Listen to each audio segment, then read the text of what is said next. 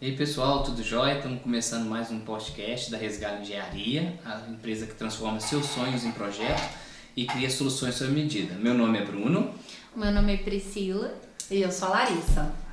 Então pessoal, hoje a gente está aqui com uma convidada muito especial, que é a Larissa, e ela trabalha com mármore lá da empresa Mármore Rei, e ela vai falar um pouquinho para você sobre as pedras e tudo mais, né? Larissa, apresenta um pouquinho sobre você, quem é você, sua experiência, conta pra gente. Primeiro, queria agradecer o convite para participar do podcast, eu adoro podcasts. Bom, eu sou formada em administração, sou bacharel de administração pela UFSJ e trabalho há mais de 20 anos no setor de marmoraria. Então é uma empresa familiar, então eu trabalho lá desde que eu era pequenininha e conheço todos os processos. Então desde a extração, né, até o consumidor final. Então, ao longo do tempo, eu fui fazendo cursos de especialização. Então, recentemente tiveram cursos bem focados, como Rochas na Arquitetura, que é da Nobile Mármore, o Rochas do Zero, que é pela Marmorizar, eu fiz todos eles. E também participo sempre de feiras, workshops e eventos que tem a rocha em alguma parte delas. Casa Cor, Feira do Mármore, Revestir, eu tô sempre visitando para estar bem antenada. É bacana, viu? Eu queria agradecer mais uma vez a sua presença, né?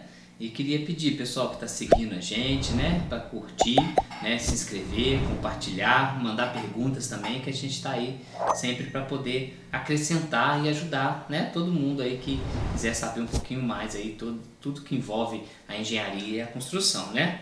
E conta pra gente como é que a empresa Mármore Rei surgiu, a história da Mármore Rei. Bom, a Mármore Rei, ela surgiu há mais de 20 anos, esse ano ela vai estar fazendo 23 anos de mercado em São João del Rei. Quem abriu a Mármore Rei foi o meu pai. O meu pai, ele foi pedreiro, então trabalhou na construção civil. E lá, quando ele começou, ele foi para São Paulo para tentar a vida lá, porque na época não estava muito legal aqui, isso 88, 1990. E aí lá ele teve a oportunidade de trabalhar com rochas, com pedra, abriu a primeira marmoraria, muito simples, em sociedade com mais 2 irmãos, e eles ficaram lá durante 10 anos. Então teve marmoraria, teve uma época que teve serraria, parte de beneficiamento e polimento, e depois houve a necessidade de voltarmos para São João. Quando a gente retornou para São João, foi em 99, então abriu a empresa pequenininha também e fomos desenvolvendo e crescendo, sempre buscando qualidade, o diferencial, né? Mas tudo começou com meu pai e eu desde pequenininha do ladinho dele ali aprendendo tudo. É legal, né? Quando a empresa é familiar, né? Nós dois aqui com a empresa, a gente sabe o sacrifício que né? A família toda sonha junto, né? Verdade. E a gente olha para as crianças e a gente fala assim, você vai ser engenheiro, arquiteto? Será? Sempre tem, né? Eu acho Aí a gente vai andando. O meu menino mais velho falou assim, eu acho que eu vou estudar para arquitetura. Eu falei, isso mesmo, tá dentro. Isso aí, é legal. E então, o material que vocês usam é para acabamento. Isso, a gente fica com a parte final ali da estética, digamos assim, unida à funcionalidade. Então, revestimento de escada, pisos a gente faz, alguma coisa para revestimento de parede, bancadas, o banheiro. Então, essa parte mais do acabamento mesmo, já é a parte de acabamento da obra. Entendi. E, tipo assim, o que tá de inovação hoje no mercado? Olha, a gente tem visto muito uma crescente procura em volta do mercado, não necessariamente em São João, mas em capitais e no Brasil inteiro, tá vendo os materiais exóticos, que são os quartzitos. Os quartzitos, eles são mais resistentes, tanto a risco quanto a manchas, e tem uma variedade de cores muito maior, apesar deles serem também mais movimentados, por isso eles são mais exóticos. Sim. Então tem uma busca muito por esses materiais que são diferentes, são exóticos e são exclusivos. Tem muito painéis em bookmat, que o conceito de bookmat é o livro aberto, então são 2 chapas espelhadas e que formam um desenho, isso dá ainda mais exclusividade para o projeto. Tem muito acabamento ripado, o que era lá da marcenaria que veio para pedra também, então a gente consegue fazer filetes ripado, então pegar uma chapa e fazer frisos nela, que dá o acabamento tipo ripado. A gente tem visto muito isso. Tijolinhos tipo rock face também tem, além do rock face em travertino, tem travertino importado, tem travertino nacional, que é o Bege Bahia, e tem rock face também no material mais escuro, que é o Matrix, que eu vi na última feira. Então, isso é o que tem de novo, além das cores de material, né? Entendi. E todas essas rochas, né, são naturais? Sim, a boa parte é natural. Então, a gente tem algumas denominações comerciais. Quando a gente fala de mármore, granito, quartzito, travertino, é natural. Aí, para o sintético, já são lâminas sinterizadas, superfícies de quartzo e prime. Tem o quartzo natural também, que são os cristais de quartzo, os cristais que o pessoal gosta muito da parte bem esotérica. Você tem um aglomerado de cristais que foram uma formação montanhosa, né, de onde retira, que é o quartzo natural. Mas ele é muito limitado, digamos assim. A quantidade dele no mercado é limitada, então tem que ter um cuidado para não confundir superfície de quartzo, que é industrializado, com o quartzo natural, que aí é um material extraído mesmo da natureza, que tem muito quartzo na composição dele. Entendi. Você falou aí de movimentado, explica pro pessoal o que é o movimentado na pedra. Então, vou contar um pouquinho da formação da rocha. Então, a rocha, ela é formada lá, foi formada milhões de anos atrás, através das erupções vulcânicas, que sai aquela lava do centro da Terra e vai resfriando. Dependendo da forma como ela resfria e os minerais que são agregados a ela, é formado um tipo de rocha diferente. Então a gente tem rochas magmáticas, sedimentares e metamórficas. À medida que da forma como ela vai se juntando, né, ao longo dos milhões de anos, você tem os movimentos que a gente chama dele. O que muita gente antigamente chamava de mancha, não é mancha, é movimento. Mancha é aquilo externo. Então eu coloquei uma pedra, uma bancada, um piso, e aí eu entornei café, vinho, aquilo é uma mancha. O que vem dela, que já é extraído com ela, é uma movimentação. Então, assim, eu tenho uma peça verde, por exemplo, um verde claro com material bem exótico. No meio daquele verde tem um movimento em tom branco, ou tem um movimento em tom de preto ou de cinza. Então é aquela variação que dá, porque a pedra natural, ela não tem uma uniformidade. Então, tudo que a gente vê na natureza, tudo que é natural, ele não é uniforme. Então as pessoas têm diferenças, né? Nós temos características das pessoas. Quando você pega árvores, você pega madeira natural, ela tem as diferenças, cada nó que a madeira tem é diferente. A mesma coisa da rocha. Então a rocha natural, você nunca vai achar uma rocha totalmente uniforme. Ela sempre vai ter algum tipo de variação. É um veio, é um pouco mais claro, um pouco mais escuro. Tem, por exemplo, o preto. Preto é preto. Ah, mas vai acontecer movimento? Vai. Então tem preto que é umas pintinhas menorzinhas, tem preto que é umas pintinhas maiores, tem preto que tem uma movimentação branca no meio dela, que a gente chama de mineral acessório na hora da formação dela. Entrou um mineral diferente ali por algum motivo e deu aquele movimento. Como aquela música diz, né? O maior pintor do mundo, né? O maior pintor é uma arte, né? Exatamente. É uma arte que, se nós fôssemos fazer, eu Jamais. duvido que a gente ia conseguir. Eu tenho a impressão que Van Gogh se inspirou nas rochas para pintar. Só assim, ele deve Eu ter tenho visto uma alguma impressão, coisa. né? Eu tenho uma impressão, ele deve ter visto alguma coisa em algum lugar, uma Eu viagem acho que pode ele ter fez. certeza. Ele se inspirou na natureza, com certeza. Enquanto você explicava aí desses movimentos, aí eu lembrei, porque eu sempre falo, né, que obra não é fábrica de parafuso, né? Porque a fábrica de parafuso, você regula a máquina para fabricar 1 milhão de parafusos, vai sair igualzinho, né? A mesma coisa então na rocha, né? Não tem rocha igual a outra, Não. né? E sabe o que é interessante? Que nem quando a gente fala de superfície sintética, que é fabricada, ela também não consegue essa uniformidade. Então você tem lotes diferentes, igual acontece com piso, cerâmico.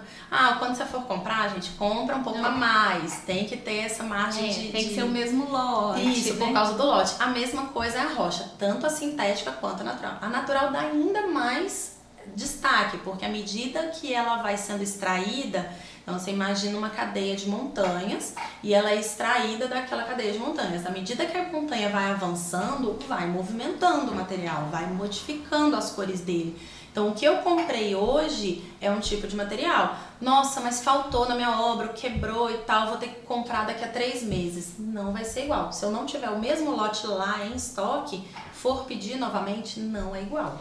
E se a casa for muito grande? Aí dá diferença. Aí o que a gente indica? Ter o projeto para você ter uma previsão do que você precisa, compra e reserva, porque aí aquilo ali é seu. Então a gente tem depósitos lá que o cliente, às vezes eu já tive vendas que o cliente foi precisar da rocha 5 meses depois. Aí a gente mostra, principalmente quando são rochas exóticas, eu mostro a foto da rocha. Essa aqui que você gostou? Então vamos reservar essa daqui. Então eu tenho que fazer um depósito pro meu fornecedor. Meu fornecedor manda aquela pedra, aquele cálculo que a gente faz prévio de quanto que vai gastar e deixa lá guardadinho no depósito. A hora que chegar no ponto de fazer as peças, a gente faz as medidas finas, que é conferir exatamente o tamanho, para poder fabricar e entregar na obra. Então o ideal é sempre ter esse planejamento, né, que consegue ter a previsão de quando vai precisar da obra, quanto vai gastar também, para a gente não ter surpresas. Eu estava pensando que ia gastar 5 e na verdade gastou 7. Esses 2 a mais, como que eu faço? Se a empresa tiver em estoque, tá tudo bem. Mas dependendo do material a gente não fica com estoque. Aí eu tenho que pedir outro, aí costuma vir diferente. Costuma vir. Tem um cliente nosso que uma vez a gente fez a obra para ele e daí eles queriam um tipo específico de rocha e a gente não estava achando. Acontece muito, porque tem muita rocha. O Brasil, ele tem a maior geodiversidade do mundo. Então, a maior parte das nossas rochas são exportadas. E o pessoal lá fora ama. O maior mercado que nós temos é o mercado americano. Estadunidenses, hoje em dia ele fala, né? É americano mais. Então, a maior parte da exportação é para os Estados Unidos. Uma outra parte para a Europa, para a China. Então, eles amam as rochas brasileiras. O que fica aqui é porque às vezes não dá cubagem, é porque não foi aceito no mercado externo por qualquer motivo. Ou pela cor, ou pela movimentação, porque esteticamente, arquitetonicamente não é o que eles estão precisando. E aí fica aqui. Então, a maior parte, por exemplo, a ardósia preta. A ardósia preta tá lindo, tá na moda, mas eu não consigo comprar. E quando compra é peso de euro, quase peso de ouro, porque vai muito para exportação. Então, rocha tá igual café. A gente fica com o que resta. É quase isso. Na verdade, é porque quando a gente coloca que a gente fica com o resto, dá a impressão de que a qualidade é ruim. Não é. Porque você imagina que a maior parte das pedras, quando elas são exportadas, elas vão em container. E o container, eles pagam pela cubagem dele. O que é cubagem? É o tamanho do container. Tá. Então você tem que preencher. Quanto mais coisas caber lá dentro, você paga o frete do container. Se eu comprar 1 metro quadrado e colocar ali, eu vou pagar a mesma coisa do que se eu comprar 10 mil metros quadrados. Entendi. Então, quanto mais peça caber lá dentro, melhor. Então, a indústria, como ela é focada muito pro mercado externo e já sai lá da pedreira, então na hora que eles cortam os blocos, eles já cortam no tamanho que dá para ir para cubagem, para o container. Sim. Aí filetou o bloco, mas sobrou um bloco ali que é menor, ele não cabe no container. Tudo bem, vai para o mercado interno. Aí ele corta também a mesma coisa, mesma qualidade, mesma cor muitas vezes, mas não dá o tamanho. Tanto que hoje em dia a gente vê chapas muito grandes, 3,20 metros por 2 de altura. É por causa da cubagem do container. Quando a gente vê chapas menores, olha, chapa de 2,70 metros, 2,60 metros por 1,20, 1,80, é porque ele não deu a cubagem, fica aqui no mercado nacional para não ter que jogar fora, digamos assim. Entendeu? Entendi. E eu vi você falando de ardósia preta. Antigamente, todo mundo colocava ardósia em casa, né? Por que parou de usar? A ardósia, ela é um material mais em conta, ela é mais barata. Só que ela tem uns probleminhas, ela risca com muita facilidade. Apesar de com uma cera que você passa, fica tudo bem. Mas, por exemplo, hoje em dia você não pode mais colocar uma bancada de ardósia para uma área comercial, um supermercado, porque na hora que você risca a faca, ela sai uma poeirinha, vigilância sanitária barra. Então, o ideal não é mais a ardósia, é colocar pelo menos um granito, que aí o granito já não faz isso. Então, a ardósia ela é muito usada fora do Brasil, até para telha, para isolamento térmico. Ela é muito boa para isso. Verdade. Aí os telhados em lugares que neva, ela é muito lisa também, então o telhado é bem inclinadinho, ela é muito lisa, aí a neve bate e escorre. Mas assim, é mais pela estética mesmo e pelo cuidado que tem que ter, porque a ardósia ela vai arranhar, ela não mancha com tanta facilidade, mas ela vai arranhar. Então você tem sempre que passar uma cera, polir, entendeu? E ela lasca mais? Desculpa. A ardósia, a extração dela não é em blocos, é em lascas. Então a ardósia polida, ela passa por um processo que ela vai ficar lisinha a parte de cima, a parte de baixo vai ter algumas lasquinhas. A ardósia bruta, ela tem umas variações na superfície dela mesmo. Mas é mais uma coisa estética, não é só pelo não querer, não. Acho que é mais por essa questão de manutenção. Sim. Hoje em dia as pessoas querem ter menos trabalho. Sim. Então, antigamente você via muito piso de ardósia, é maravilhoso. Passa uma cera nele, é lindo. Mas aí você passa a cera, anda e escorrega. E, mas como que eu faço para manter o piso de ardósia sempre limpo, sempre lisinho? Não tem jeito, tem que passar um produto e aí vai escorregar. Aí por isso que agora já trocou, então já não usa mais um piso de ardósia. O mármore também parece que na área de cozinha também não é recomendado, né? Porque acho que ele é poroso também. Isso, aí o mármore, lá na formação rochosa dele, o mármore ele vem de base calcária, né? Da calcita. E a calcita, quando a gente fala da escala de Mohs, de dureza dos minerais que existem na Terra, a calcita tá lá no 3, 4. Então, ele é mais delicado, digamos assim. Como a maior parte dele é feito de calcita, ele é mais poroso, porque na hora da formação da rocha ele não é totalmente prensado, condensado, então ele fica poros maiores e ele risca com uma facilidade maior. Mas ele risca como? Uma faca, essas facas de forja que são mais afiadas, ela pode riscar mais o mármore. Na cozinha, como a gente usa muita água, muito produto químico, ele deteriora com mais facilidade.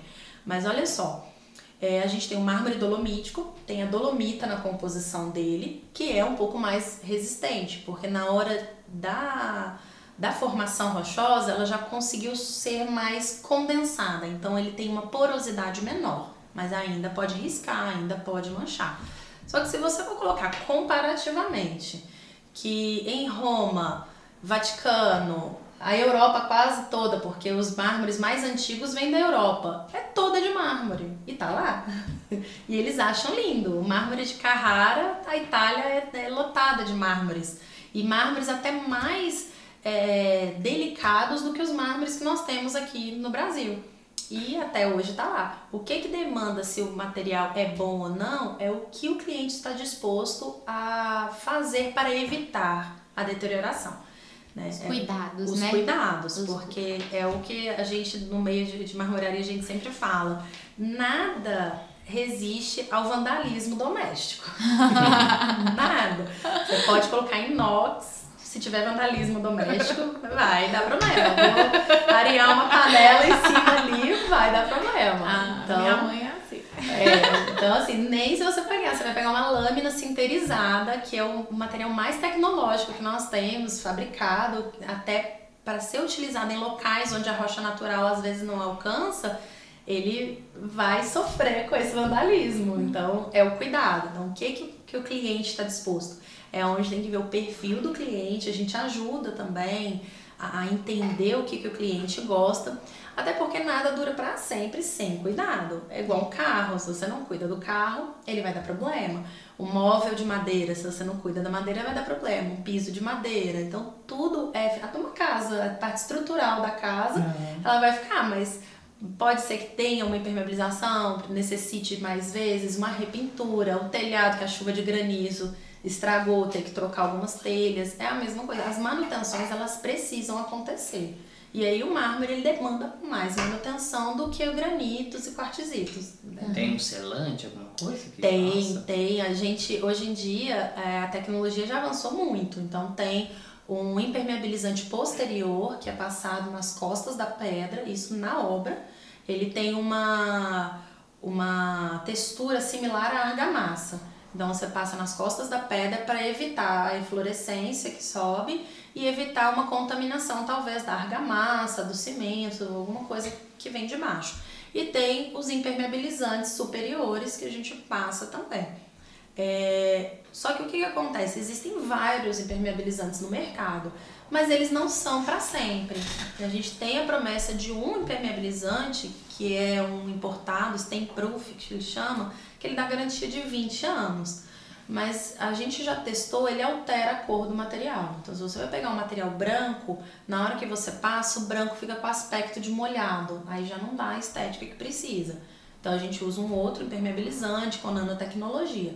Mas a pedra, ela tem poros. À medida que o tempo vai passando, esses poros vão sugando aquele impermeabilizante. Então ou a utilização normal também. Então precisa de reaplicação. É uma reaplicação super simples, é possível fazer em casa. Só que assim, escolher uma época que não vai utilizar aquela bancada ou aquele espaço, porque ele tem que ficar ali 2, 3 dias sem ninguém usar, sem molhar, para poder selar certinho, entendeu? Entendi. Mas tem várias Entendi. possibilidades. E aí você tá falando desse negócio de impermeabilizante, né? Não poder mexer ali naquela pia. É tipo quando vai fazer o porcelanato polido, que não pode cair nada, Exato. tem que fechar tudo. Não chega a ter a necessidade de fechar tudo, mas, por exemplo, nós aplicamos impermeabilizantes na marmoraria. E na marmoraria, mesmo que nós trabalhamos com o sistema de água, ainda tem um pouco de poeira que vai. E mesmo assim não atrapalha. O que a gente fala que não pode mexer é que se você impermeabilizar um piso, não pode pisar naquele piso durante o tempo de selagem. Não pode jogar água no piso, porque ainda está assentando aquele produto. Então, se você joga água, você tira o produto antes do tempo. Então, a bancada, é bom não utilizar a bancada durante o prazo determinado no rótulo. Alguns impermeabilizantes são 24 horas, outros 48, alguns até 72 horas. Então, passa o impermeabilizante e não joga água, não usa para produzir, né, para cozinhar, nada, porque senão ele vai afetar o resultado final, se vai conseguir impermeabilizar ou não. Tá. Você falou aí do vandalismo doméstico, né? O pessoal não gosta que eu falo, mas existe, né? Existe. Isso. Então, a pergunta que não quer calar: granito ou mármore? Se eu pudesse dar uma dica, quartzito. Só que o custo hoje em dia do quartzito ainda é um pouco mais alto do que granitos. Então, granito é melhor. Granito é melhor, pelo grau de dureza. Exatamente. E os poros dele são menores? Mais fechadinhos. Mais fechados, mas ainda existem. Ainda existe, como toda peça natural existe. O único que não tem poros é o super nanoglass, que é uma superfície sintética, porque imagina um vidro com 2 centímetros de espessura, é aquilo ali. O super nanoglass ele tem a mesma propriedade de vidro. Então ele não vai impermeabilizar, ele não vai absorver nada. E as lâminas sinterizadas, que também tem um tipo de tecnologia que não deixa absorver nada. Até a superfície de quartzo, ela é um pouco porosa, pouco, mas ainda é. Então se você deixar uma coisa muito tempo ali, ela vai penetrar, mesmo que seja simples de tirar, mas ainda vai. Ela vai absorver, né? Cor altera a dureza? Tipo assim, um granito mais claro é mais poroso, mais fraco, não sei como Não, o que altera é porque é mais perceptível. Então, um granito mais claro, por ele ser poroso, quando você deixa algum líquido ali que tem cor, né, vai ser mais aparente, porque ele é um granito claro. Diferente se você colocar um verde, um preto, um marrom, você não vai perceber porque ele é escuro, então não vai ser perceptível aquela mancha. Entendi. Mas o grau de dureza tem mais a ver com os minerais que tem dentro dele, que compõem ele. Por exemplo, os granitos, boa parte de granitos tem feldspato, que tem a dureza 6 da escala Mohs. Alguns têm alguma coisa de quartzo, pouco, porque se ele tiver, por exemplo, acima de 73%, ele já é um quartzito, ele já não é mais um granito.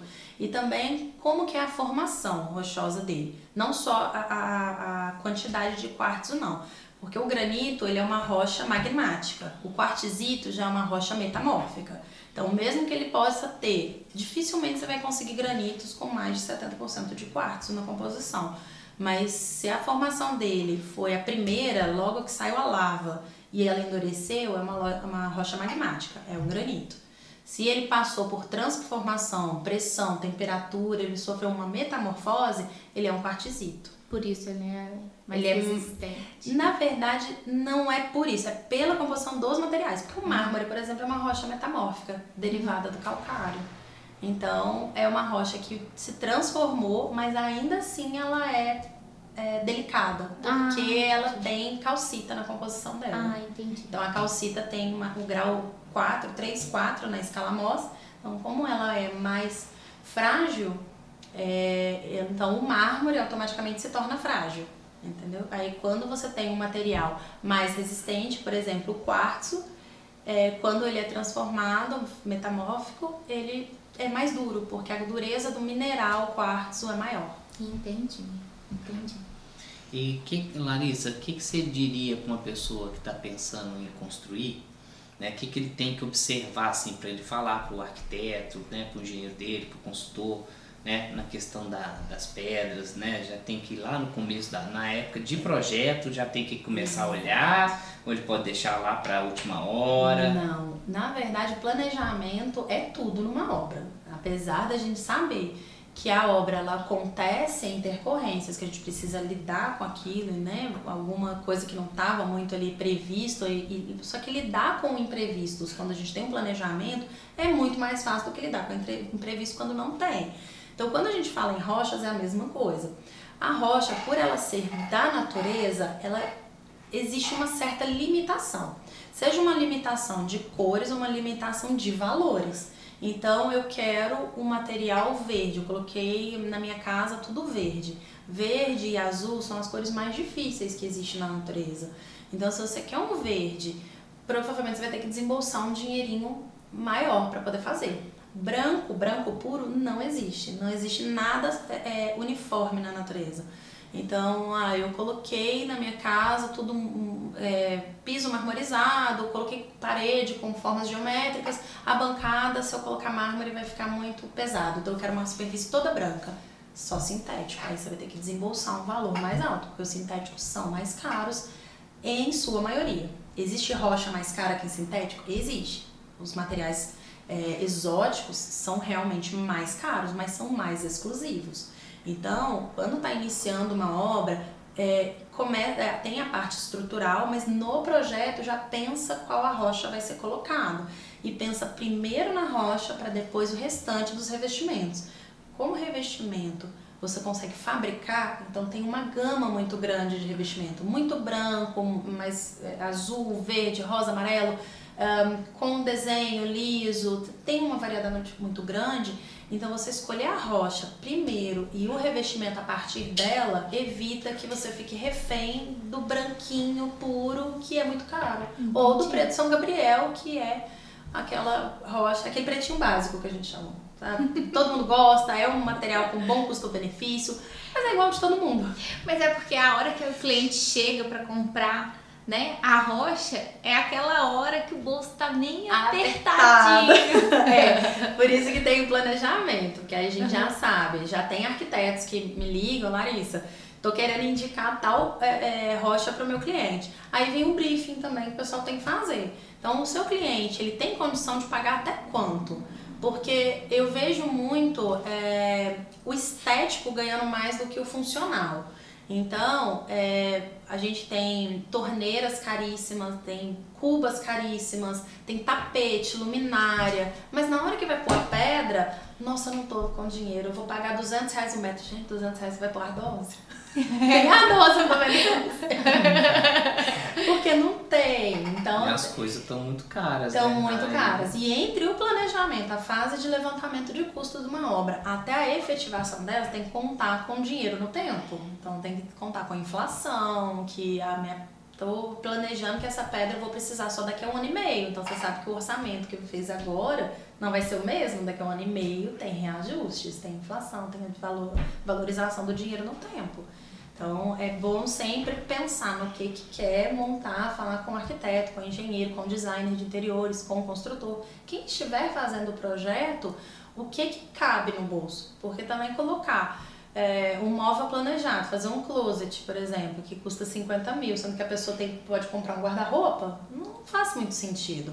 Então colocar também uma pedra que é exótica, maravilhosa, é toda branquinha, mas que custa muito caro, às vezes não é a realidade daquele cliente, que a gente vê muito. Então tem que ter esse alinhamento no início e busca a gente antes, tem catálogo digital, que dá para ter uma ideia do que pode ser colocado no projeto e depois vem todo o resto. Entendi.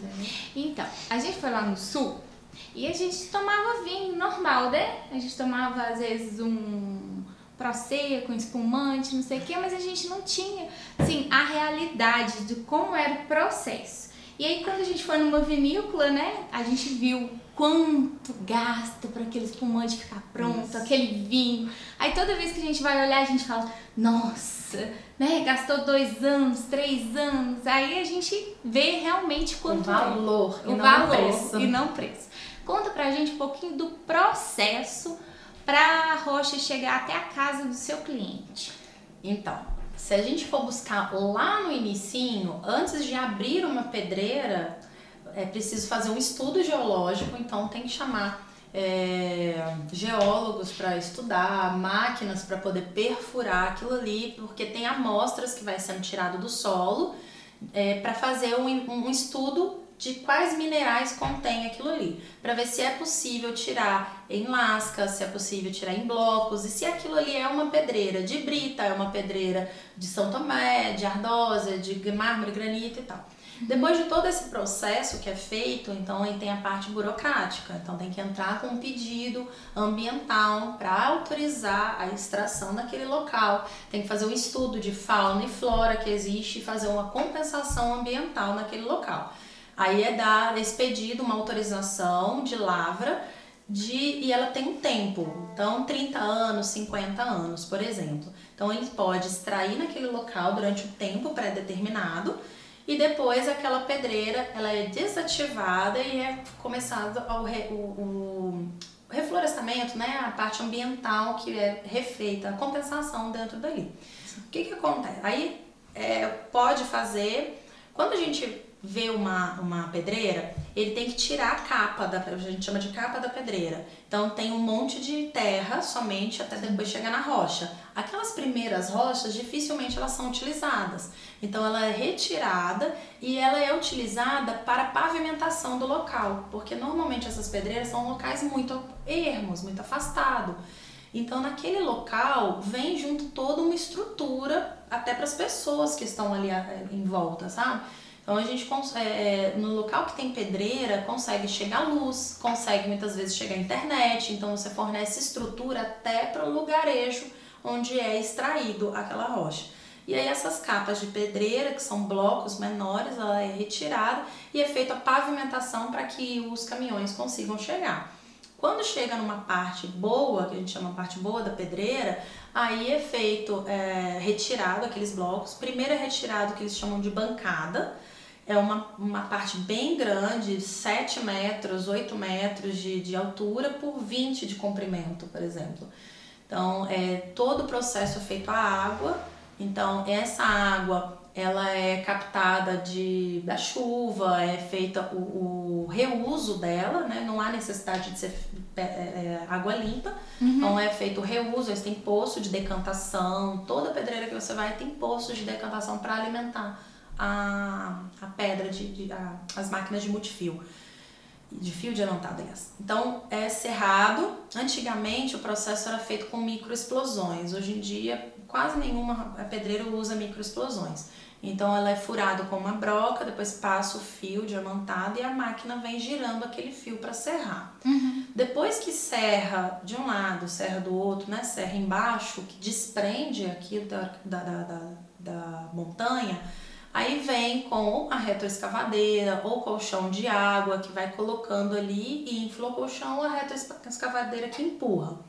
E embaixo de onde ela vai cair essa bancada, a gente chama de tombar a bancada, é feita uma cama de areia ou de terra ou da própria areia retirada do local para amortizar a queda da bancada. Então acontece a queda. Nesse momento, com a bancada deitada, vem filetando em blocos. Então é medido para tirar os blocos que vão para a indústria, o que é para o mercado exterior, o que dá tamanho. Então é cortado em blocos menores. Depois tem uma carreta que leva os blocos, normalmente é um bloco de cada vez, porque é muito, muito pesado. Um bloco dá em torno de 60, 70 chapas, um bloco no tamanho comum. Em quantas toneladas? Nossa, não sei te calcular agora, porque imagina, cada metro quadrado dá 60 quilos. Cada chapa, tem uma calculadora, cada chapa 5,5 metros quadrado. 60 quilos é pesadinho, ó. 60 vezes 5,5 vezes 5,5 vezes 70. 23 mil. 23 toneladas em média. Cada carreta carrega. Cada bloco carrega isso. Nossa, muito pesado. É enorme, né? muito pesado. Então, depois a carreta leva até a empresa de beneficiamento. E aí lá ele é serrado de acordo com os padrões que o mercado exige. Então tem veios que tem que ser respeitado. Eu quero veio deitado, não, eu quero pintinhas. Então cada bloco tem uma forma de ser serrado. Então é colocado. Na serra a gente tem 3 tipos de serras diferentes hoje em dia. Então a gente tem a serra convencional, que é a mais antiga que existe. Ela é uma peça muito grande, ela tem um braço, uma roda que vai alimentando esse braço e ela vai fazendo, ela tem várias lâminas nela que vai fazendo um movimento de ida e volta, como se fosse um serrote. E aí ali vai caindo o que a gente chama de granalha, são bolinhas de aço com alguma coisa diamantada. E aí esse atrito da lâmina com as granalhas vai serrando. Aí dependendo da dureza dos minerais que tem, ela demora de 3 dias até 15 dias para serrar o material. Depois a gente tem fio diamantado, são máquinas mais novas, mais modernas, então algumas empresas já têm várias, tem empresas que preferem ainda continuar com tiar convencional, tem umas que já vai para o tiar multifio. O tiar multifio ele já tem o fio diamantado, então é o fio, dá licença, na grossura de uma caneta, mais ou menos, e a cada 20 centímetros tem uma esfera diamantada. Então, essa esfera é gasto, assim, quase quilômetro porque são muitos. Você imagina que cada fio vai cortar uma chapa. Você coloca 70 chapas, então são 69 fios que vai ali, mais ou menos. 69 a 71 fios. E aí ele vai girando com água também, a água pode ser reaproveitada e ela vai descendo. Aí o processo já é mais rápido, já demora de 5 horas a um dia e meio, dependendo da dureza do material. E o talha-bloco, que é como se fosse uma serra grande, é um disco de serra muito grande, e aí ele vai cortando uma por uma as peças. Então isso é muito utilizado quando você tem blocos menores, porque às vezes não compensa o processo de ir para um multifio, de ir para um tiar. Então blocos menores às vezes é utilizado o talha-bloco, que é mais rápido o processo. E depois de separado em chapas, aí vai para o polimento, ou para a parte de acabamento. Aí a gente já pode escolher uma gama muito grande de acabamento. O interessante das serradas é que é o seguinte: a serrada convencional, ela deixa o aspecto da pedra mais bruto. Então, se eu vou colocar, por exemplo, uma beira de piscina, é interessante saber isso porque fica mais bruto. Se a gente pega um fio diamantado, é um bruto um pouco mais liso. Vai escorregar? Não, mas é o aspecto estético. É qual a estética que quer dar para aquele projeto. Eu quero um bruto bem bruto ou eu quero um bruto que tem uma aparência um pouco mais lisa? Isso influencia. Então aí vai para a parte de acabamento. Então no acabamento vai escolher jateado, que são jatos de areia, vai escolher o flameado, que é passar uma camada, é passada uma resina e depois vem com fogo, que o fogo dá uma reação química com aquela resina e deixa a pedra mais áspera. Sim. E um aspecto até, alguns pontos ficam até vitrificados, fica um aspecto muito bonito. Mas a gente indica muito para a área externa. No lugar, borda de piscina, por exemplo, não é muito interessante porque pode desfiar o biquíni, pode machucar o pé na hora de passar, porque ele realmente fica muito áspero. Tem um apicoado, que são uma ponteira, várias ponteiras que vai batendo na pedra assim, então ela vai ficando com um aspecto bem furadinho. Tem o escovado, que passa em máquinas bem grandes, e tem escovas diamantadas que vai fazendo os minerais mais moles ficam para baixo, os mais duros ficam para cima. Então você tem um toque acetinado, um toque mais aveludado. Então depende muito do material. Por exemplo, a gente tem o granito couros, que é um granito escuro, e ele tem veios nele. Quando ele é escovado, os veios dele é um mineral um pouco mais mole e ele fica para dentro, enquanto o outro fica para fora. Então você tem a gente fala muito que você tem uma experiência sensorial, bacana de você passar a mão. O granito café imperial, por exemplo, escovado, você consegue sentir os grãozinhos, e ele tem o nome de café imperial porque os grãozinhos dele lembram grãos de café. Então você passa a mão assim, você sente vários grãozinhos. O preto semi-absoluto, o escovado, ele dá um toque acetinado, porque ele é mais homogêneo, então você consegue sentir uma textura bem mais leve, mais acetinada, bem legal. E tem depois o levigado e o polido. A diferença entre levigado e polido é que o levigado é fosco. Ele é bem liso, não tem esse toque acetinado, mas ele é fosco. E o polido dá aquele alto brilho. Então hoje em dia tá tendo muito essa diferença de textura, o pessoal tá gostando muito de diferentes texturas, vai pra sair do óbvio. Porque um cinza castelo, cinza andorinha, quem olha fala, mas que pedra comum. A hora que você pega ele escovada, ele dá outra cara. Fala, gente, ele fica mais moderno, mais bonito, ele dá outra pegada. E um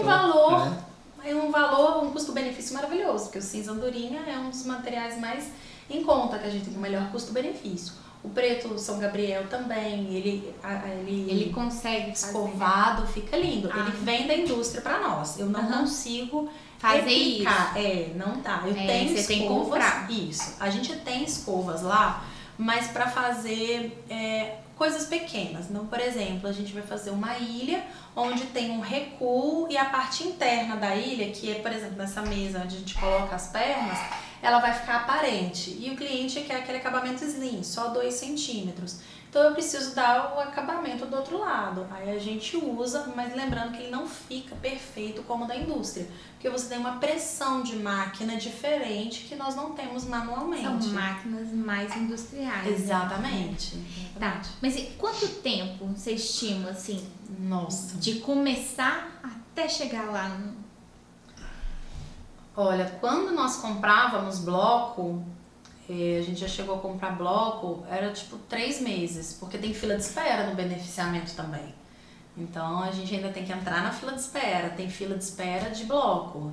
Então aí você compra o bloco, 3 meses, e Aí chega na casa do cliente, chega na marmoraria. Não, antes, ainda tem a extração, né? Tem aquilo tudo. Então tem uns 6 meses para começar a extrair. Então é cerca tipo assim, de quase 1 ano para conseguir chegar assim na sua marmoraria. Não, porque assim, quando extrai, a hora que tomba o bloco, normalmente você tem profissão, que é os marcadores de bloco, que já vai lá na hora que tomba para escolher. Escolheu é questão de logística. Então ele escolheu aquele bloco, aí é conseguir uma carreta, que também não é tão fácil, uma carreta para ir lá buscar o bloco e levar no beneficiamento. Chegar no beneficiamento tem que entrar na fila de espera para o bloco entrar na serrada. Depois da serrada tem que ir para a fila de espera do polimento, porque o que acontece lá? Todos os blocos, quando tomba, a maioria já vai alguém comprar. Então tem empresas que têm contrato fechado. Como por exemplo, tem empresas do Nordeste que tem materiais exóticos lindíssimos. Então eles têm contrato com uma empresa de beneficiamento, só vende para ele. Então não adianta a gente querer comprar. Se eu quero comprar, eu tenho que ir naquela empresa. Não Entendi. consigo ir lá na fonte do negócio. Ele tem E aí fechado. você tem que ter uma pessoa lá na pedreira. Se a gente quiser comprar bloco, sim. Mas aí o que acontece? Nós comprávamos bloco de material que tem mais saída.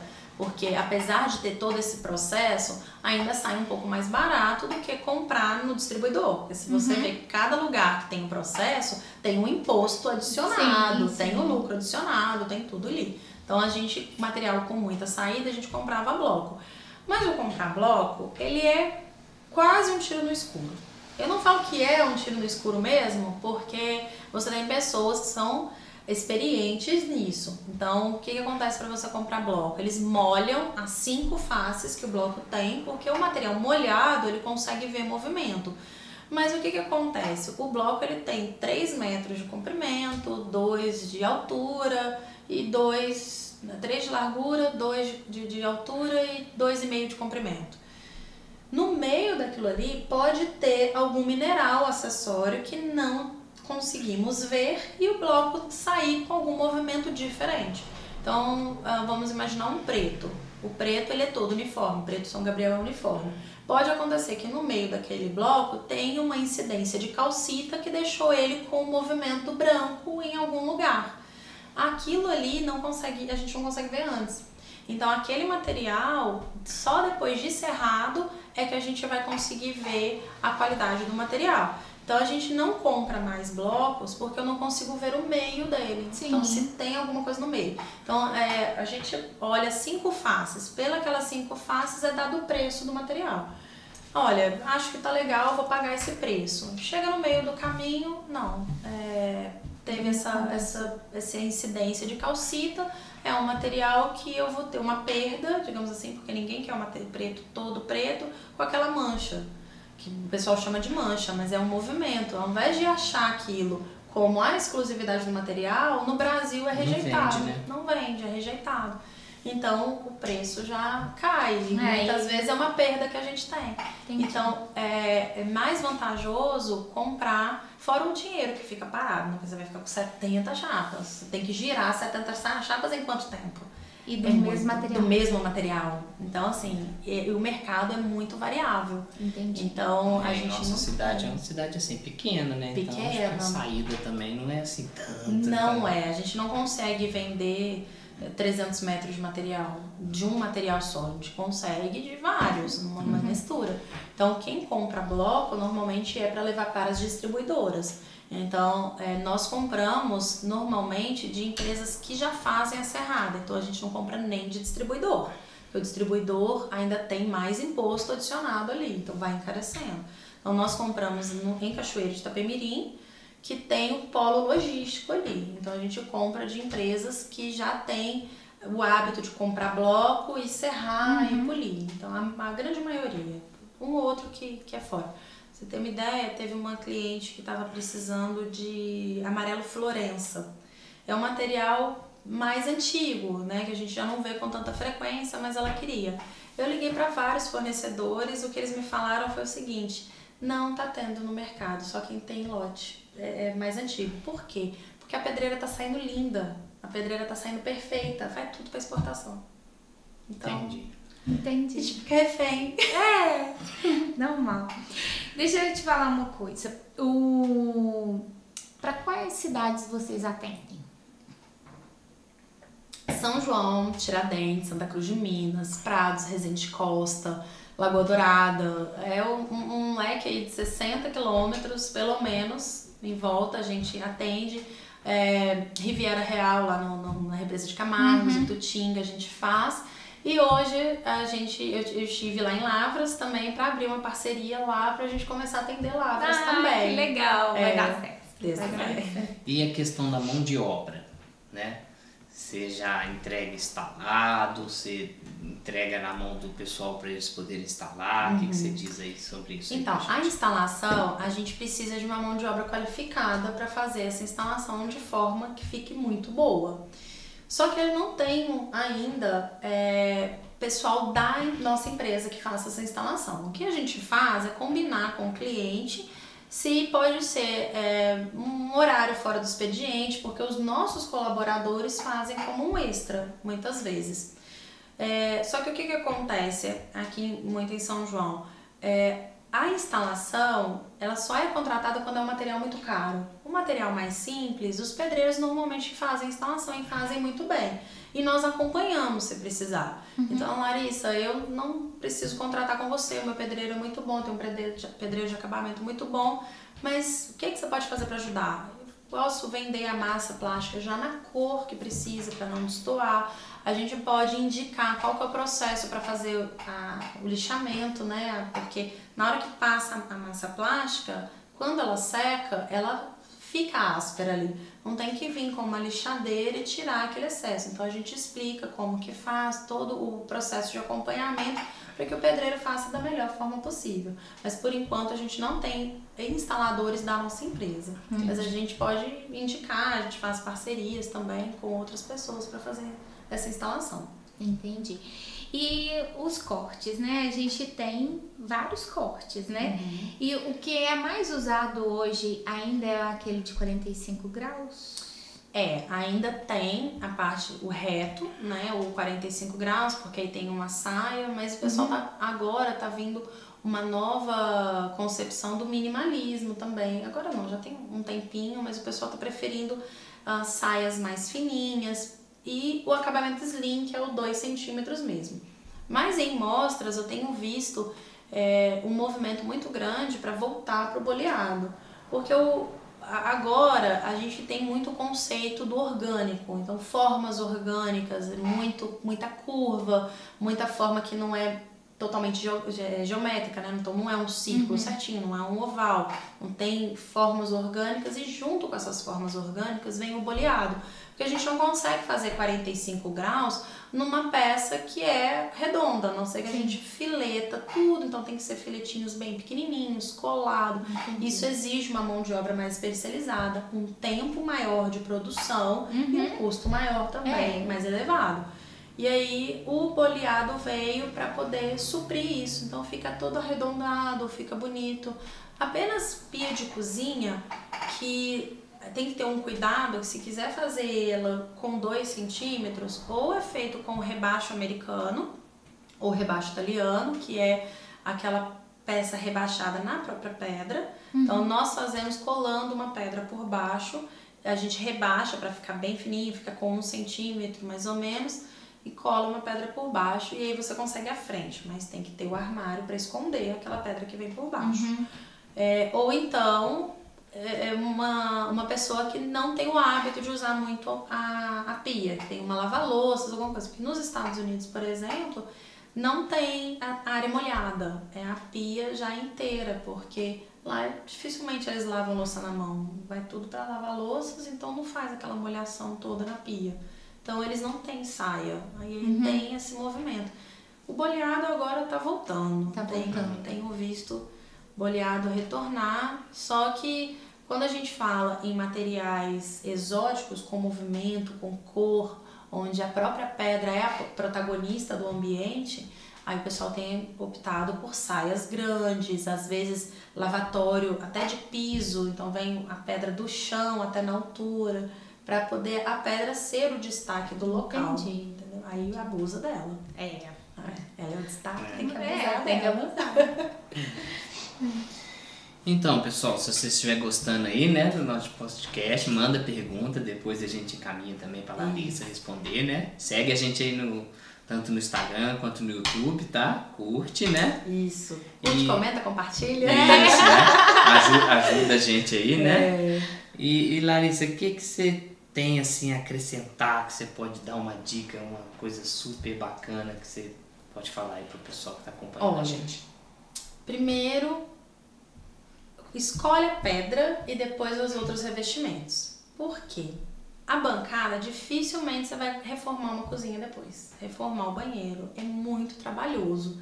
Então é melhor cuidar da pedra, escolher bem, escolher o profissional que vai fazer essa instalação, que vai fazer esse trabalho, porque a probabilidade de dar errado, de não ficar muito bom, é grande. E as outras coisas que podem ser modificadas ao longo do tempo, enquanto já está morando, aí pode fazer. Se o orçamento está curto, então vamos pensar, eu vou deixar para colocar o tapete depois, eu vou deixar a cortina para outra hora, eu vou deixar uma outra coisa que é acessório, uma luminária, eu vou colocar uma luz comum, depois eu invisto numa luminária maior, porque são coisas que são mais fáceis de ser trocadas, são mais fáceis de instalar. E agora a pedra, a alvenaria não. Então, toda vez que eu converso com uma pessoa que não realizou o sonho de colocar a pedra que ela queria, 2 anos depois ela tá arrependida. Porque 2 anos depois eu já não tenho o peso da obra, eu já acabei de pagar tudo. Ai, eu deveria ter colocado aquela pedra, agora eu fico ali olhando pra minha cozinha, com vontade de trocar, mas não posso. Fico olhando pro meu banheiro, ai como eu queria, e não posso fazer.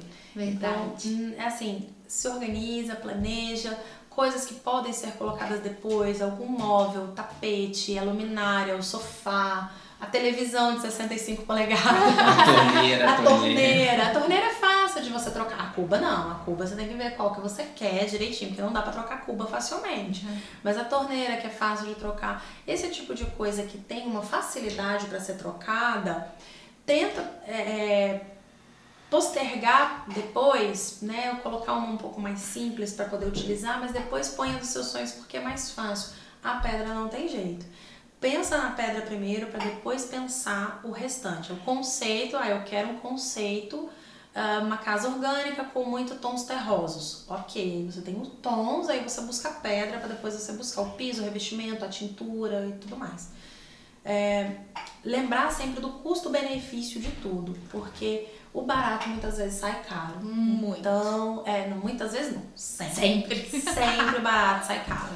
Então, assim, eu vou pegar uma mão de obra mais barata, eu vou pegar uma pedra mais barata, eu vou pegar um porcelanato mais barato, vai dar problema daqui a 5 anos.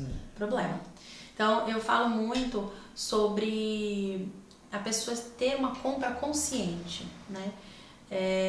Todo mundo que me segue no Instagram sabe que eu sou contra bancadas de porcelanato, mas eu não sou contra a compra consciente. Eu sei que a bancada de porcelanato tem uma durabilidade menor, tudo bem. Mesmo assim eu quero colocar, tudo bem. Você sabe os prós e os contras. Não, mas me disseram que a bancada de porcelanato vai durar 20 anos. Desculpa, você conhece alguém que tem bancada de porcelanato há 20 anos? Até porque não fabricava. Até porque não fabricava, mas não dura. Não dura. Agora vai lá em Roma, vai lá no Vaticano, vai em qualquer lugar da Europa e vê os mármores de mais de 50 anos que tem lá. Mármore, que é mais delicado. Então, assim, mesmo assim eu quero assumir o risco, tá tudo bem, não tem problema. Mas é a compra consciente. Eu acho que vai muito... gato por lebre que não dá. Eu acho que vai muito do profissional, né? Ele, tudo bem, né? Também não sou contra a pessoa, todo mundo tem que vender, todo mundo tem que ganhar seu pãozinho. Mas eu acho que deixar bem claro, né? Falar assim, olha, o meu produto, ele é mais em conta justamente por conta disso. Ele não vai durar 50 anos. Mas ninguém deteriora, né? O próprio produto. Não, mas assim... Mas é um conhecimento, é você olhar, olha quem já tem, vê como que Pesquisa, né? Eu acho que também é uma questão de buscar, né? Hoje a internet está muito mais fácil. Você procura prós, mais contras, o que vai valer a pena. Né? Tá quando você vai comprar um celular, né? Pelo menos eu faço isso. Eu coloco lá, comparar tal e tal, né? E aí você já acha, você acha carro, você já acha tudo. Então procura lá prós e contras, né? De tal e tal produto. Com certeza você vai achar. Tem pessoas que falam muito bem, tem pessoas que falam muito mal, mas aí tem o que tá dentro do seu gosto, do seu bolso, da sua funcionalidade, que tipo de consumidor você é. Então eu quero uma bancada para a área gourmet, onde eu vou fazer churrasco direto. Gente, a probabilidade disso dar errado é enorme. Churrasco já é um lugar, já, vou né? Usar, às vezes bebe um pouquinho, anima mais, né? Cai um espeto ali e tal. E assim, não tem como restaurar, não tem, lascou, acabou, fica feio. A junta tem que ser muito bem feita, a junta 45 graus. E não é qualquer porcelanato, principalmente. Então tem que ver qual porcelanato que consegue fazer isso. Não é qualquer porcelanato que você vai pagar R$150 o metro dele, não. Esse porcelanato, R$150 o metro, você não vai conseguir fazer uma boa bancada com ele. Então tem porcelanatos para isso, mas eles têm um preço mais elevado. Aí tem que ver se vai valer a pena ao invés de colocar uma pedra. Entendi. Porque o preço deles realmente é mais elevado, porque eles têm uma forma de ser feita diferente. Eles são mais grossos, ele tem uma camada de impressão um pouco maior. Então tudo isso precisa ser avaliado. Então qual é o profissional que vai trabalhar, se vai fazer o 45 graus com o selamento dele certinho, porque senão depois de algum tempo vai começar a soltar aquele 45 graus. Nossa. Entendeu? É igual uma escada. Você já viu várias escadas de porcelanato, a pontinha dela vai soltando. Vai quebrando, vai lascando na bancada, ela vai acontecer, invariavelmente ela vai acontecer a mesma coisa, dependendo da forma de usar. Ah, mas eu quero só um lavabo, o pessoal vai só lavar a mão aqui. Tá tudo bem. Não, mas eu tenho cuidado, eu quase não cozinho em casa. Não tem problema, é só a consciência. Qual que é melhor? É um mármore, a minha arquiteta me pediu um Carrara no meu banheiro. Tá, mas qual que é a sua utilização? O valor que você tem disponível para gastar? Como que é o tipo de trabalho? Eu quero uma cuba construída.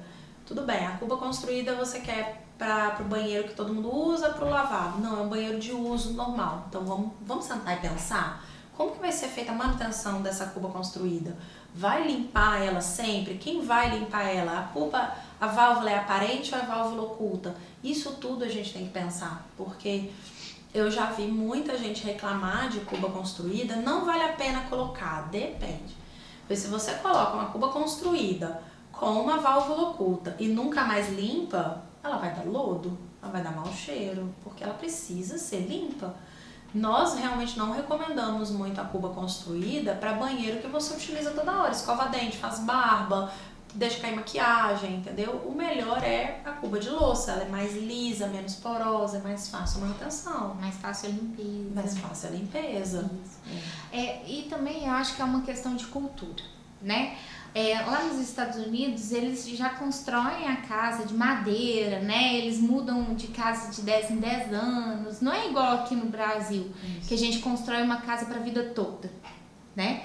A gente já constrói já pensando assim, quando eu reformar... Não, quando pensa em reformar, tá bom. O problema é quando constrói a casa, eu quero que nada me dê trabalho, gente. Então você não tá vivendo, porque tudo dá trabalho. Você tem que tomar banho, né, velho? Tomar banho, dá trabalho você se barbear, dá trabalho você cuidar do cabelo, dá trabalho cortar as unhas. Só que a gente tá falando de coisas básicas. A sua manutenção. A sua própria manutenção, né? Você tem que usar o banheiro e fazer a sua higiene, tudo dá trabalho. Então a manutenção da sua casa também tem que ser pensado. Claro que depende muito. Uma pessoa que trabalha o dia todo, tem uma vida corrida, a probabilidade dessa pessoa ficar gastando horas limpando uma casa é nula. Por isso a gente vai pensar em materiais que facilitam a vida dessa pessoa. Mas ainda assim uma simples manutenção é necessário. Então... E aí... As pessoas pensam assim em durabilidade, né? Aí você falou que o porcelanato ele dura menos do que as rochas naturais, né? Artificiais. Quanto tempo de um para o outro? Você consegue falar? Não consigo mensurar, até porque o porcelanato é muito recente. O que eu tenho, eu faço parte de pelo menos 5 grupos de marmorarias do Brasil inteiro. E estou sempre visitando feiras, exposições, workshops. O que a gente conversa muito é que vira e fala assim, olha, lá na minha região a gente nem pensa mais em porcelanato. Deu tanto trabalho, dá tanto problema, quebra, que ninguém mais está fazendo. Então, aí é uma coisa que é muito cíclica. Então, o que nas capitais, o pessoal tá usando e abusando de materiais exóticos, com cores, com movimentos, fazendo projetos com vida mesmo. Sai daquele basiquinho, pretinho, cinza, branco, sai daquela que todo mundo tem e vai abusar das cores, do movimento, da individualidade, vai botar justamente a sua personalidade na sua casa. Personalidade do cliente. Do cliente, né? Não, eu quero, o que eu gosto? Eu gosto de natureza. Então vamos buscar alguma coisa que remete à natureza. Que você entra dentro de casa e você sinta o aconchego na casa. Não, eu gosto do ambiente industrial, então a gente vai fazer uma pegada industrial, preto, cinza. Não, eu sou médica, eu gosto de tudo muito claro, porque dá a impressão de que tá tudo sujo. Vamos colocar tudo branco. Então você coloca a personalidade do cliente naquele projeto. Então, fora, né, em capitais, a gente vê muito a utilização disso. E aí, isso está demorando chegar no interior. No interior nós somos muito conservadores, então a gente tem muito medo de ousar, de ficar cansativo. Ai, acho que eu vou enjoar disso. Não enjoa. Se a sua personalidade tá naquele projeto, não enjoa. Eu acho que a composição também, A composição. Não pode ser tudo tão... Uma coisa tem que quebrar com outra, exatamente. Aqui no escritório a gente dá a personalidade do cliente ao projeto. Exatamente. O projeto do cliente, né? Exatamente. Então é uma a gente das sempre coisas. fala, né, quando o pessoal chega e fala assim, mas por que, né, o diferencial de vocês? A gente fala assim, a gente quer construir uma casa, fazer um projeto que você, quando você muda para casa, você se sente em casa. Exato. Né? Porque eu tenho, né, obras que a gente já acompanhou, que acontece da pessoa quando ela muda para casa. Ela não se sente em casa, né? Tem gente de casa nova, casas lindas, mas a pessoa fala assim, ela fica sentindo um peixinho fora do aquário. É porque é a cópia de uma outra, é o que tá na moda. Aí a gente vai vendo muitos projetos cópias um do outro, porque o meu amigo tem igual, porque eu vi na novela, porque eu vi na revista, porque eu vi no céu, vai fazendo cópias. E aonde a gente se sente bem é onde tem a nossa cara, onde a gente se sente, onde é uma coisa feita realmente pra nós.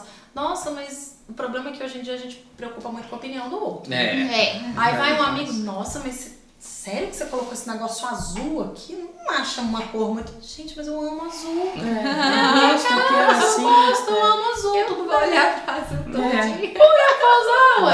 Eu gosto do azul. Então tá bom, que seria do vermelho se todo mundo gostasse do azul. Seria do azul se todo mundo gostasse do rosa. Eu lembro lá em casa quando a gente fez o projeto e a gente criou um corredor que separa a área social da área íntima, sabe? E todo mundo falou, não usa mais corredor e tal. Cara, mas a gente adora, né? Porque a gente criou uma liberdade, porque se tiver gente na sala, né? Nossa, você pode passar de pijama lá no corredor pra você ir pra cozinha e ninguém te vê. Eu acho isso e ótimo. todo mundo falava assim, é muita porta, é muito porta. Eu falei, gente, eu não tenho problema com porta. Você tem. Você tá namorando, não tem problema com porta. Você tem problema com corredor, gente, vamos ser felizes. É isso. Então... Feliz ou ter razão, né? Essa questão da durabilidade, então depende também do cuidado que a pessoa tem. Então eu vou fazer uma bancada de porcelanato, tudo bem. Não deixa cair nada. Cuida, porque o vandalismo, né? O vandalismo doméstico não tem jeito. Amei esse vandalismo. Uma hora vai cair tipo assim, né? Vai lavar uma panela que seja uma panela mais pedra, ela vai cair, vai lascar. Nossa, escorregou e caiu na minha mão. E pior quando não pode, é aí que vai. Exatamente. Né? Então assim, aí a gente pensa assim, não pode cair, não pode cair, não pode cair. Meu menino outro dia eu achei ele brincando com o martelo. Ele abriu as perninhas e se sentou no chão, as perninhas tuf no piso. Eu falei, meu filho. Quando eu olhei o piso cheio de furinho. Então, mas eu vou te consolar. O meu menino Rafael, quando a gente mudou aqui pra casa, ele era bem pequenininho, né? Aí tinha uns 3 aninhos, eu fui arrumar um negócio ali fora e distraí lá arrumando. De repente eu peguei, ele tava com o martelo, né? A pedra da porta dali de casa tá toda picotada assim. Porque quando eu vi, ele já tinha batido umas 30 vezes. Assim, né? É o vandalismo doméstico. A gente tem criança, o vandalismo de filho, gente. Não tem jeito, a gente tem criança, é isso mesmo. É outra coisa que tem muito em obras, que os clientes precisam tomar muito cuidado, ou quem é o mestre de obras, a pessoa responsável da obra, é não usar as bancadas como andaime. Nossa, isso é muito que a gente vê. Aí depois quebra a pedra, o cliente liga, eu não sei o que aconteceu, eu acho que a sua pedra já estava trincada. Não tava. Vai olhar se o gesseiro não subiu, se o pintor subiu, se o eletricista subiu. Quando a pessoa vai lá trocar a lâmpada. Aí eu vou subir aqui um pouquinho da bancada. Meu Deus, faz isso, pelo menos usa uma escada, usa um banho. Porque ela não foi feita para suportar o peso de uma pessoa, ela foi feita É pra mais cozinhar. pontualmente ali, né? Aquele ponto ali. É porque ali vai dar uma pressão, entendeu? Ah, mas a gente tem grapas aqui, tudo bem, mas assim, eu não me responsabilizo. Não é pra Ah, isso. Lógico. Né? Então, assim, a gente vê muito quando acontece de chegar um momento da obra que precisa das bancadas, mas não tem ainda outras coisas, então assim, não tem o piso, não tem o revestimento, ainda não foi pintado, não foi massado. Aí eu olho e falo assim, tudo bem, precisa, quem sou eu para contrariar quem tá planejando a obra, mas então protege o material. Coloca, hoje em dia tem, chama Salva Bancadas, é um produto da Salva Brás. Tem o salva-piso, eu fazendo marketing, merchandising do povo aqui, mas ajuda, gente. Ajuda, porque depois manda material, manda pra gente, gente, mostrar pros clientes. Inclusive, vamos ficar os stands deles lá na eu vou ter revestir. bastante obra, eu vou precisar disso. Então, assim, você usa aquele produto para poder dar uma segurança melhor. Porque aí, vou pintar, eu entendo também o gesseiro, o pintor, o eletricista, coloca coisas ali em cima, porque para ele, ergonomicamente, é difícil ficar se levantando e abaixando para pegar o material. Mas então protege a bancada, porque o que acontece muito, o pedreiro vai usar a bancada, ele vai colocar a garrafa de café. Colocou o café, escorreu ali na garrafa, no copo, na caneca e deu aquela marca. Gente, aquilo ali tem como tirar? Tem. Inclusive nós temos um parceiro muito bacana para indicar que faz esse tipo de serviço, impermeabiliza de novo. Mas é melhor evitar, porque depois que já tá manchado, você vai ter uma dor de cabeça para retirar aquilo ali. E você vai ficar olhando para aquele negócio, né? E vai ficar lembrando. Dificilmente uma mancha não tem solução. Muito difícil. Mas é bom evitar, porque aí você vai ter que gastar tempo, dinheiro com uma coisa que podia ter sido evitada. Então põe ali um forro. Eu não gosto muito de indicar lona e papelão, porque tem a poeira ali embaixo. Aí vai raspando, vai tirando o polimento, pode arranhar. Alguns materiais arranham, outros não. Mas aí ele vai tirando o polimento, aquela camada de polimento que tem. Então, quando termina a obra, então, principalmente obras muito grandes, que são obras longas, 1 ano, 2 anos de obra, quando você vai utilizar, já tá tudo feio, porque não teve aquele cuidado. Aí é cuidado. Larissa, agora queria falar aqui pra você. Por que a pessoa, né, lá que tá escutando a gente deve contratar a Marmor Rei? Então, a Marmor Rei, ela oferece serviço de consultoria também na obra. Então, a gente vai na obra, a gente mede sem compromisso, a gente ajuda na escolha. Não, mas tem o projeto, tá tudo bem. Mas chegou o projeto, a pessoa tá assustado com o valor, ou a pedra não era bem aquilo que ela imaginava, porque ela viu uma foto e na verdade o lote mudou, pode acontecer. Era mais branco numa foto lá 2 anos atrás quando eu fiz o projeto. Hoje em dia ela já tá com marcas acinzentadas. A gente ajuda nessa escolha. Nós temos catálogo digital para a pessoa ver a peça, né, ter uma noção melhor do que é. O acabamento da Marmor Rei é impecável. A nossa emenda 45 graus, nossa colagem de 45 graus é impecável, muito fininha, quase que imperceptível. O boleado que a gente faz é um boleado uniforme, ele fica igualzinho. Você pode contratar 50 metros de material, 50 metros é idêntico, porque nós temos uma máquina que faz. Acabamento, nosso diferencial. Então, eu vou colocar só uma pedrinha ali na janela. Todas as nossas pedras de janela são polidas na frente, elas são polidas por baixo, porque se é um lugar mais alto, você olha de baixo para cima, você vai ver o polimento da pedra. Tem o friso por baixo. Legal, eu ia falar isso agora aqui. Vocês fazem o friso, né? Porque ele serve de pingadeira que quase nenhuma marmoraria faz. Não fazíamos. Mas o que acontece? O processo ali, depois que o material chega na marmoraria, nós temos todo um processo para conseguir trabalhar esse material do cliente. Então, por exemplo, o cliente quer uma bancada de cozinha. Primeiro, ele contratou, eu tenho material em estoque. A gente vai medir aquele material para tentar tirar ele o mais paginado possível. O que é o paginado? A continuidade dos veios. Então, provavelmente, sempre que possível, o backsplash, rodopia, frontispício, cada local chama de uma forma. Atrás, ele vai dar uma continuidade de veio da balcão que vai continuar o veio na saia. Então, se tem um veio na diagonal, você vai perceber que ele vai fazer esse movimento. Lindo. Sempre que possível a gente faz, às vezes não é, mas sempre que possível nós fazemos. Então, a gente vai paginar a chapa, a gente vai desenhar e vai pro corte. Depois do corte, ele vai pra meia esquadria. Depois da meia esquadria, ele volta, a gente cola. Depois que cola, volta pra fazer o furo da boca de pia. Para fazer tudo isso, eu preciso de todos os itens com a gente.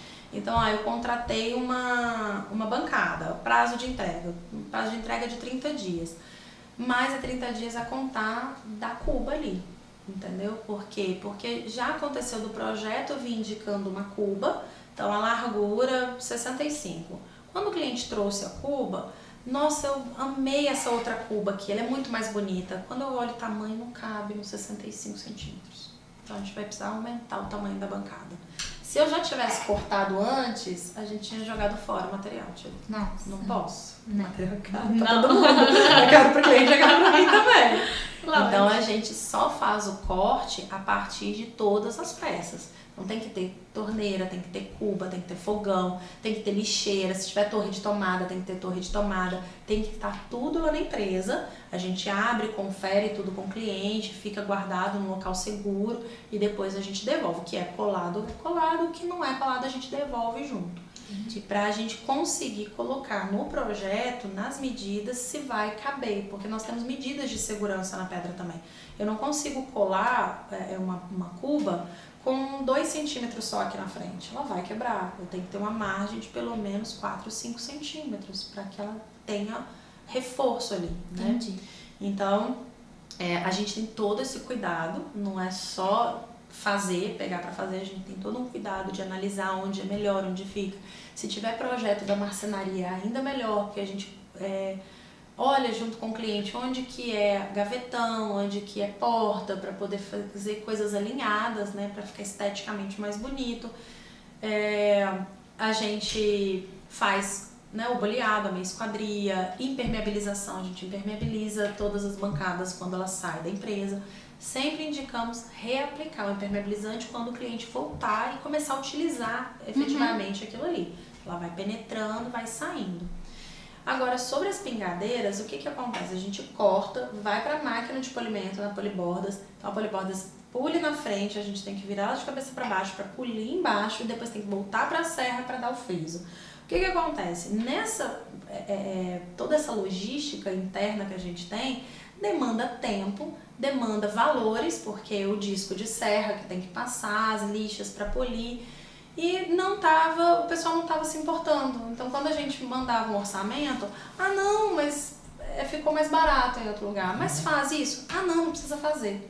Aí não precisa fazer, eu não vou fazer. Mas aí quando a gente vai para a parte estrutural, quando a gente vai para a construção, faz toda a diferença. Muita diferença. Faz muita diferença. Porque o que acontece com a água? A água vem, cai em cima ali da pedra da janela, né, do petorelo, escorre. Quando não tem esse corte, ela vai escorrer na parede. Então você olha casas às vezes novas aí com menos de um ano, a parede já está toda escorrida, né? Aí que eu falo para os clientes, é um diferencial, né? Uma coisa que era um pouco meio que obrigatória, o pessoal parou de fazer porque começou a pensar muito que nem a gente comentou no custo, na economia boba, né? Exatamente. E agora sendo um diferencial, porque eles pensam no preço, não no valor.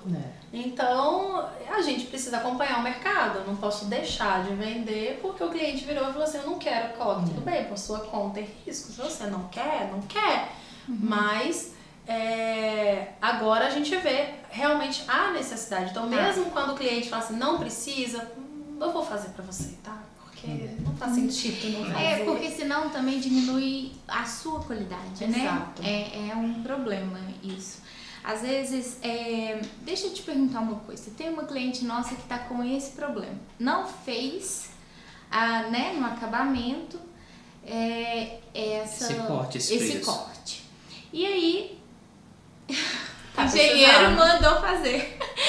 Já instalado. Consegue?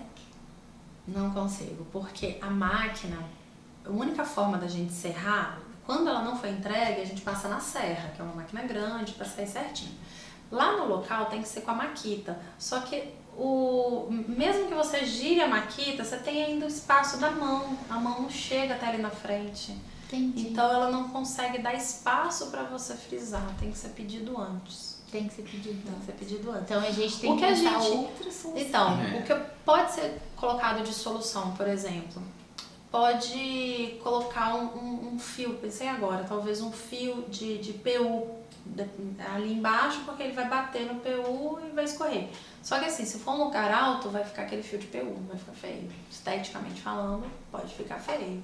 Entendi. Entendeu? É. Agora, tentar ver, por exemplo, com o pedreiro que tem a maquita, às vezes a mão dele consegue, mesmo que às vezes um pouco inclinado, um pouquinho de friso que ele conseguir fazer, um pouquinho inclinado ali já é alguma coisa, já ajuda. já pode ajudar. Porque em pezinho mesmo a gente não consegue, porque a mão, né, anatomicamente falando, não consegue chegar até lá. Muito É. pertinho, Muito né? pertinho. E é 2 centímetros. né? Exato.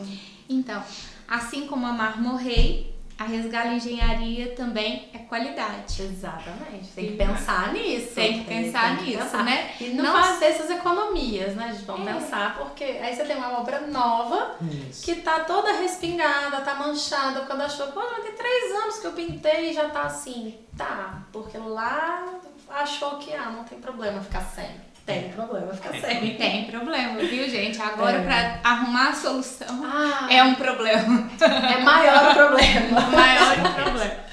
Larissa, e fala pro pessoal aonde que te encontra nas redes sociais, aonde que tá a sua empresa. Agora é a hora de você fazer aquele merchandising. Mexendo, então vamos lá. Bom, redes sociais, a Marmorrei tá no Instagram, @marmo.rei. Nós estamos localizados em São João del Rei, na Avenida 31 de Março, número 215, bem pertinho ali do trevo que vai para Santa Cruz de Minas. É a primeira marmoraria vindo da Leite de Castro, sentido Belo Horizonte, a primeira.